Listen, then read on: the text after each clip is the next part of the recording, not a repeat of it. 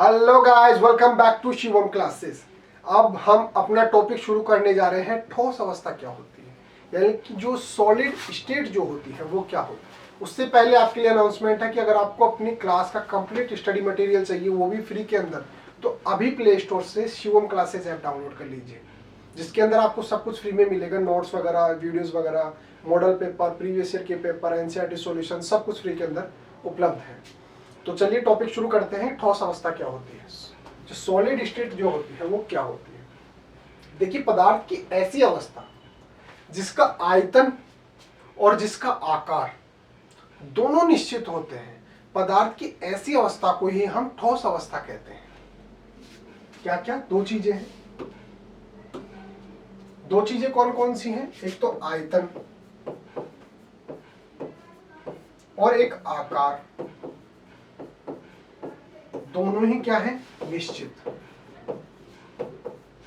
ये भी क्या है? निश्चित। तो पदार्थ की ऐसी अवस्था जिसके अंदर आयतन और आकार दोनों चीजें निश्चित होती हैं, पदार्थ की उसी अवस्था को हम ठोस अवस्था कहते हैं। ठीक है। ऐसा इनके कणों के मध्य उपस्थित आकर्षण बल के कारण होता है। जो ठोस के जो कण होते हैं, जैसे अभी समझा देते हैं आपको।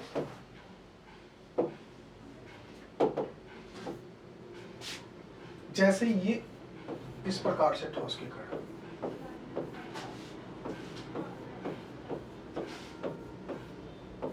किसी भी वस्तु के अंदर जो कण है वो इस प्रकार से है। ठीक है। अब ये क्या है? ये है सभी ठोस के कण। क्या है ये? ठोस के कण। अब इन कणों के मध्य क्या होता है?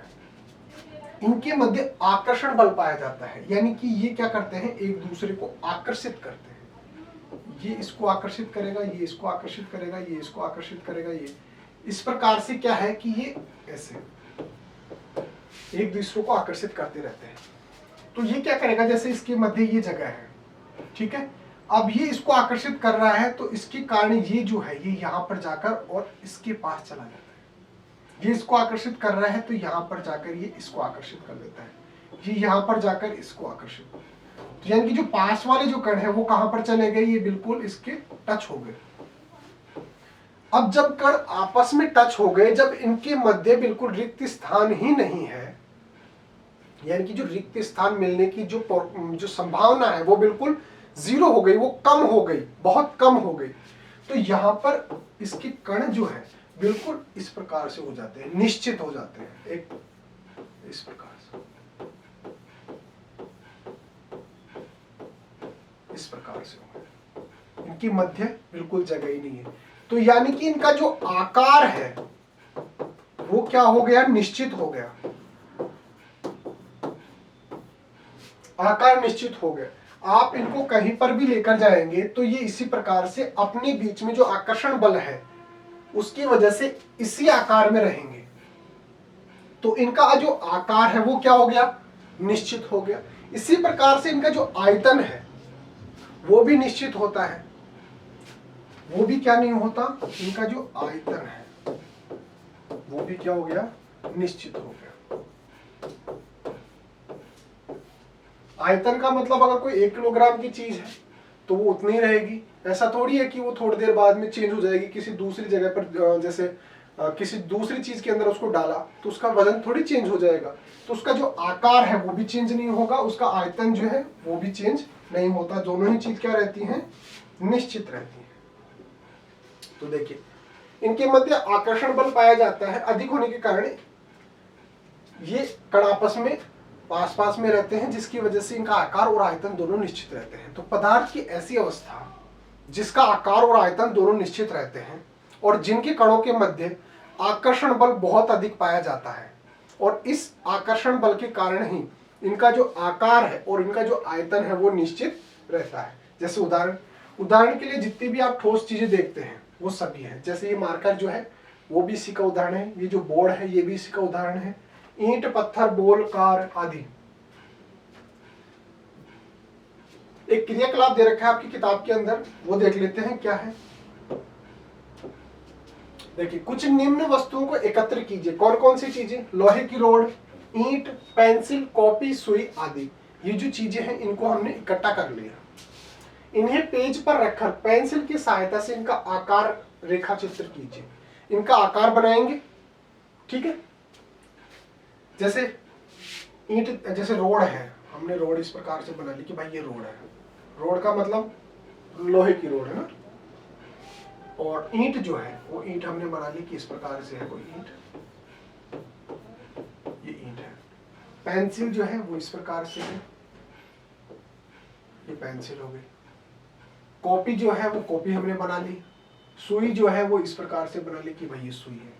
इन सभी का हमने आकार जो है वो ड्रॉ कर लिया, ठीक है। इन्हें पेज पर रखकर पेंसिल की सहायता से इनके आकार का रेखा चित्र बनेंगे। अब इन सभी वस्तुओं पर हथौड़ा मारकर इन्हें खींचकर या गिराकर इनके आकार, इनके स्थिर आयतन में परिवर्तन का अवलोकन करेंगे। अब क्या करेंगे, जैसे ये पेंसिल है इसको थोड़ा सा पीटेंगे, ये ईंट है, ये जो भी है ना, इनको हल्का हल्का हम पीटेंगे, यानी कि इनको जो हथौड़ा है उससे मारेंगे। क्या इन सभी का एक दूसरे में विसरण संभव है?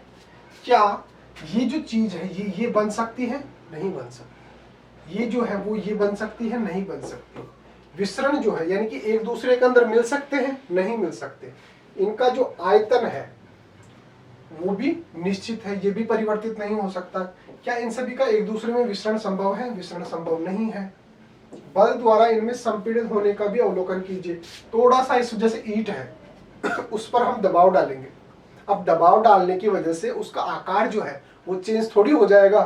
तो इसका मतलब क्या हो गया, इसके अंदर संपीड़न का जो गुण है वो भी बहुत कम पाया जाता है। अगर बहुत ही ज्यादा इस पर जो प्रेशर डालेंगे, जैसे एक ट्रक के नीचे ही आ गई कोई ईंट, तब तो वो भले ही अपना आकार चेंज कर ले, लेकिन अगर हम हाथ से इस प्रकार से हम उसको पिचकाने की कोशिश करेंगे तो ये संभव नहीं है। तो इनका जो संपीड़न का जो गुण है वो भी बहुत ज्यादा पाया जाता है, यानी कि संपीड़ित नहीं होती है। इनका जो आकार है वो संपीड़ित नहीं होता है। पानी के अंदर हो जाएगा, जैसे पानी भरा हुआ है उसको थोड़ा सा आप संपीड़ित करेंगे तो वो हो जाएगा। इसी प्रकार से गैस के अंदर संपीड़ितता गुण बहुत ज्यादा पाया जाता है। इनको आप जब कंप्रेस करेंगे तो ये बहुत अधिक मात्रा के अंदर छोटे से स्पेस के अंदर संपीड़ित हो जाएंगे। देखिए ऊपर दिए गए सभी उदाहरण ठोस हैं। हमने ये तो बता दिया कि जितनी भी हमने चीजें एकत्रित की थी वो क्या है, सब ठोस है। क्रियाकलाप द्वारा हम यह निष्कर्ष निकाल सकते हैं कि ठोस पदार्थ बाह्य बल लगाने पर भी अपना आकार नहीं बदलते।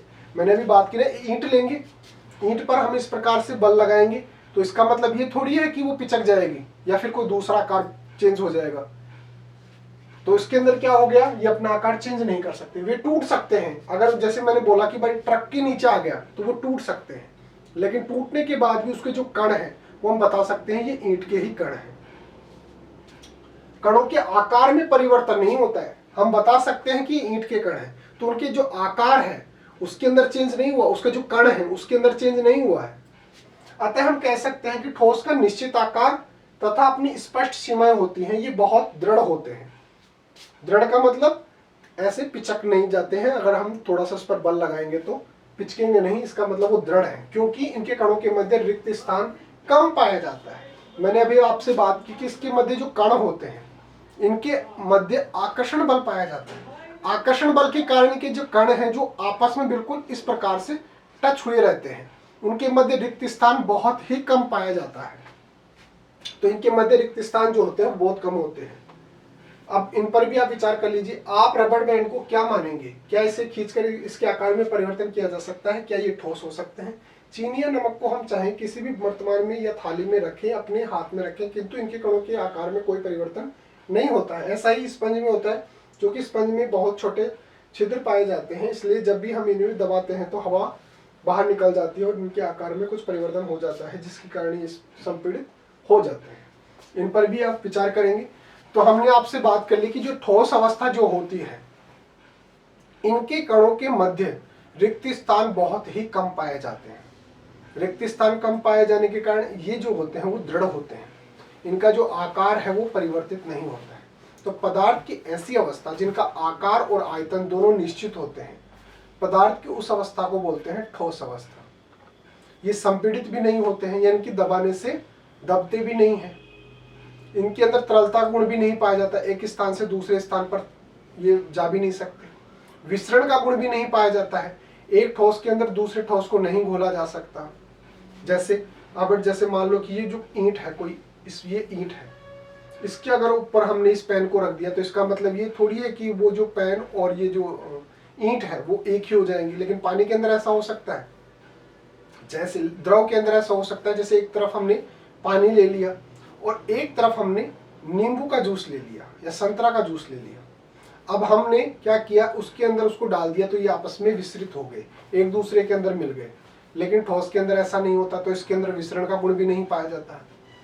तो कुल मिलाकर ठोस जो है उनके अंदर आकार और आयतन दोनों निश्चित होते हैं, और पदार्थ की ऐसी अवस्था को ठोस अवस्था कहा जाता है। फिर भी आपके मन में कोई डाउट रह जाता है तो आप कमेंट करके पूछ सकते हैं। Okay guys, thank you so much.